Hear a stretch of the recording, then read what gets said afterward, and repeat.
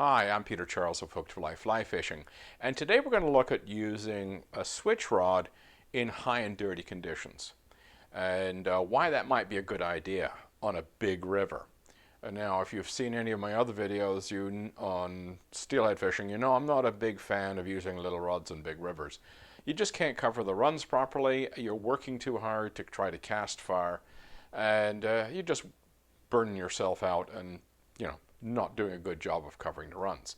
However, there are exceptions, and one of those exceptions is high and dirty conditions. And the reason why is the fish get pushed a bit to the edges or the margins by the flow rates.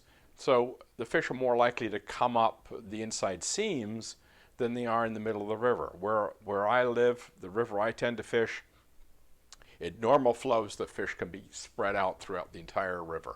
So if you're not capable of covering that run, you're going to miss half the fish that are there. But in high and dirty, they tend to be more along that inside seam. So if you can cover that inside seam, you can catch fish. Now, I've got some footage here. I apologize for the lousy quality of the audio, but it shows you that the fact that I had no trouble covering the water. I did get a good solid pull from a steelhead, and I did end up landing his wimpy walleye. But apart from that, there wasn't a lot of action going on, but I was only out for a short while. The idea is to show that it's perfectly practical to fish high and dirty with a switch rod because you're not having to cover the entire run, you're just covering that inside seam where the fish are likely to be. So let's go have a look.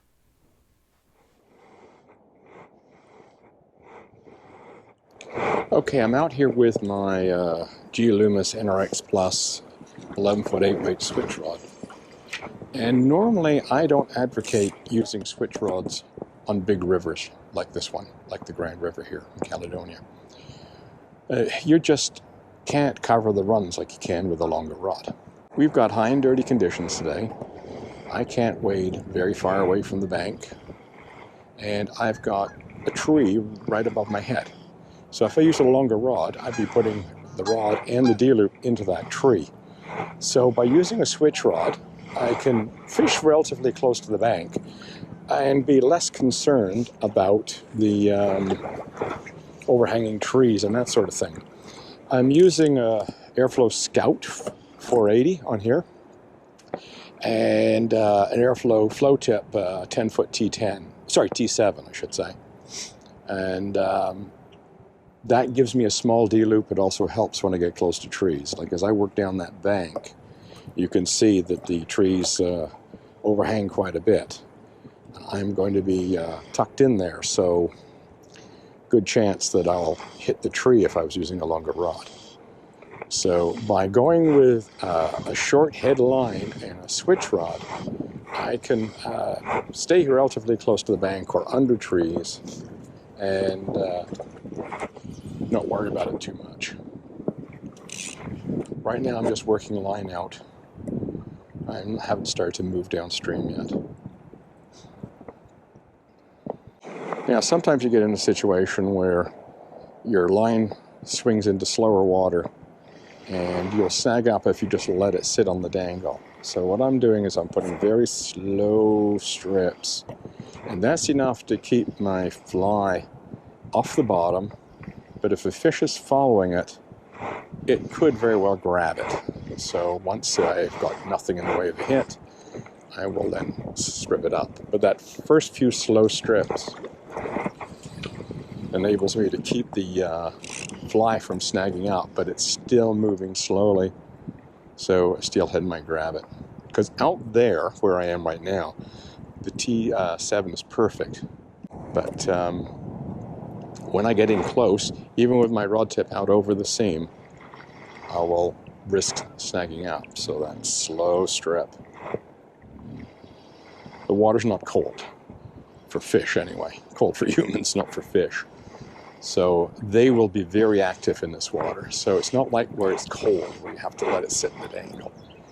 I mean, this is ideal temperatures for a steelhead.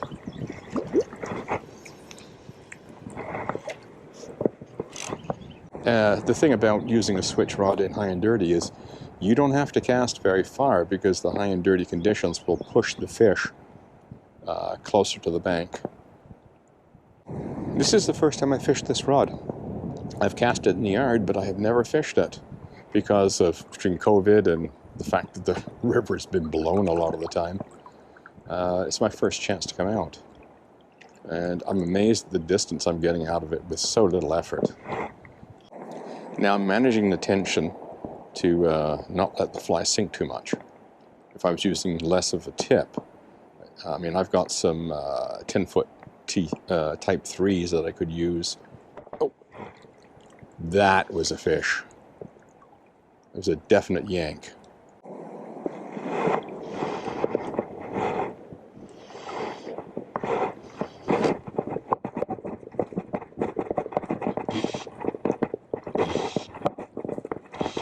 God. I must have a branch or something. It doesn't really feel alive, but it's heavy.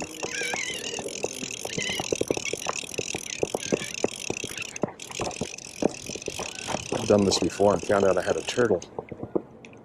No, I didn't get it. What I got? Have I snagged something?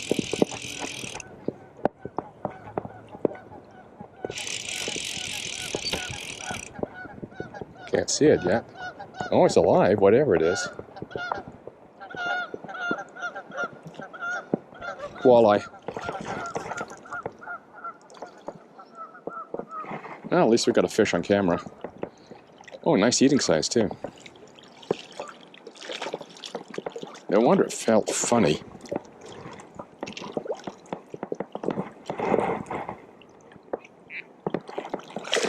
There we go. Very good of you. Save me getting out the forceps. So we had a walleye. That's not bad. I don't think that's it.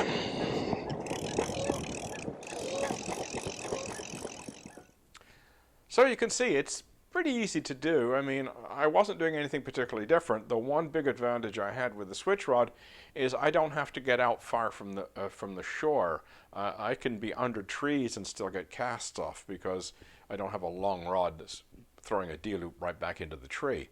So it allowed me to fish tighter to the bank. It allowed me to cover the water adequately, even though I couldn't cover the full run, because the fish weren't there. They were closer to the bank and no problem covering it out with a switch rod. So if it is high and dirty, don't feel hamstrung by using a switch rod. Though I do suggest once the water drops and the fish spread out, you want that longer rod to cover the run. So keep that in mind. Cheers. Beautiful fish. Beautiful.